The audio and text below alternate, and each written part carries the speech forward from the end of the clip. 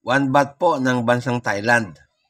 Ito po ay isang commemorative issue na inaalala ang 50th anniversary ng pagkakaupo sa trono ni Bhumibol Adulyadej o yung tinatawag nilang Rama-9. Yan po. Yan po ang topic na pag-uusapan natin pagkatapos lang po ng aking maiksing intro.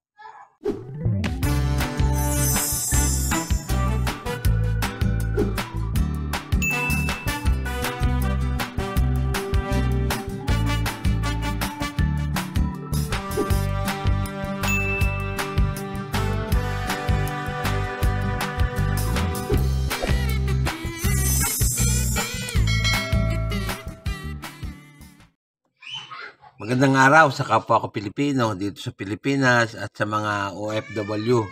Saan man pulo kayo ng mundo naroon, magandang araw sa inyo. Sa lahat ng kabarya at kapwa kolektor, sa lahat ng mga senior citizen at mga silent viewer, maging sa mga kaibigan natin dyan. Magandang araw po. Meron po tayong coin dito ngayon, ang 1 baht ng bansang Thailand. Nilalaan po ito o bilang pagkilala sa 50th anniversary ng pagkakaupo ni King Bhumibol Adulyadej, yung tinatawag nilang Rama-9. Pag-usapan po natin, ang coins pong ito ay isang commemorative issue. Sa harap na bahagi ay makikita natin ang bust o yung larawan ni King Bhumibol Adulyadej. Yan po na nakaharap sa atin. Yan. At ang script na nakapaikot ay nakasulat sa Thai lettering. Ng translation ay His Majesty the King Bhumibol Adulyadej Rama-9. Sa reverse na bahagi naman ay makikita natin ang Royal Ceremonial Emblem sa 50th anniversary of His Majesty the King accession to the throne. May lettering din pong nakasulat, kundi nakasulat lang po sa Thai lettering na ang translation, Celebration of the Kingdom for Golden Jubilee, honoring the King, 50 years of reign, 9 June 2539 sa Thailand calendar at 1996 naman sa Gregorian calendar. Yan po, Thailand. 1 baht. Yan. Ang edge po niyan ay reeded. Yun nga pong coins na yan ay nanggaling sa bansang Thailand. Ang hari ay si Bhumibol Adulyadej o yung tinatawag nilang Rama-9. Ang taon ay 1946 hanggang 2016. Yun po ang pagkakaupo niya bilang hari. 50 years.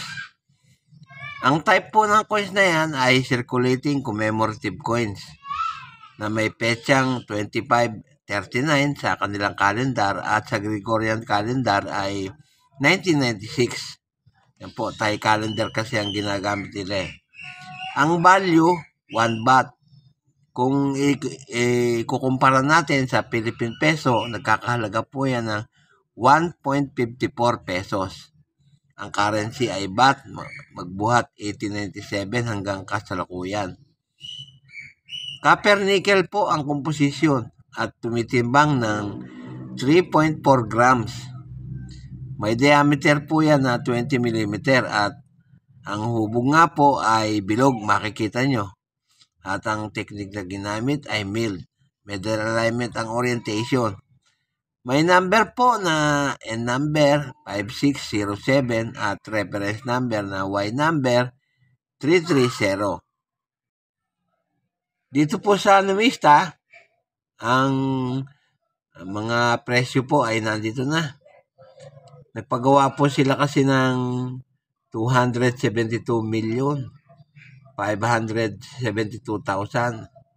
Yan po ang mintage na ginawa para dyan sa coins na yan. Ang halaga nga po dito sa numista, kapag very good ang coins nyo, 20 pesos. Fine, 20 pesos. Very fine, 20 pesos din.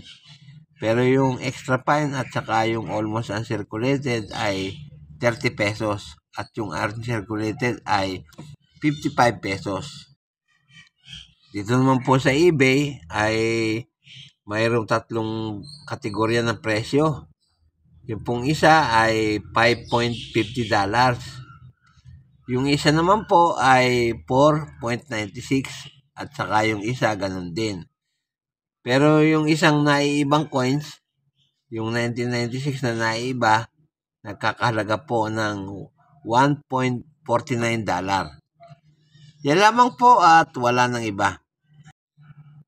Sa lahat po ng aking kabarya, mga kapwa kolektor, sa lahat ng senior citizen at mga silent viewer, maging sa mga kaibigan natin dyan, at sa mga subscriber na unti-unting nadagdag po sa aking channel. Shoutout po sa inyong lahat. Walang tigil at walang sawa po akong nagpapasalamat sapagkat kayo laging nandyan at nakasubaybay sa aking channel. Para po naman dun sa mga baguhan, huwag po naman sana ninyong makalimutan ang mag-subscribe. Pakipindot na rin ang notification bell para lagi kayong updated sa mga bago kong content. I-like at pakishare na rin po ang video ko. At sa huli, ay masabi kong, mabuhay tayong lahat.